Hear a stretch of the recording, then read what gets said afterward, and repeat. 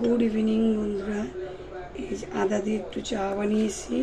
মিষ্টু সোনা ওর পাপার সাথে পুজোর মার্কেটিং করতে গেছিলো। আমার শরীরটা ভালো না, ঠান্ডা লেগেছে। চাটা খেয়ে এই ডাক্তারের কাছে যাব। আর আদা দিয়ে চাটা খাচ্ছি, গলাটা অনেকটা ব্যথা। আর আমি দুধ চা খাই না। আর চায়ের সাথে আমার এরকম বিস্কুট খুব ভালো লাগে, বেকারি টোস্ট। দামি বিস্কুট আমি পছন্দ করি না।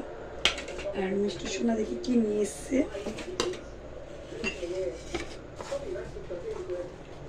ও স্যান্ডউইচ নিয়ে এসছে,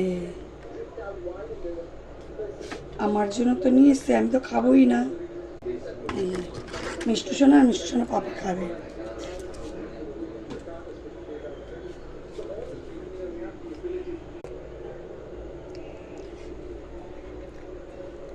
সন্ধ্যের টিফিন এটা খেয়েও ডাক্তারের কাছে যাব।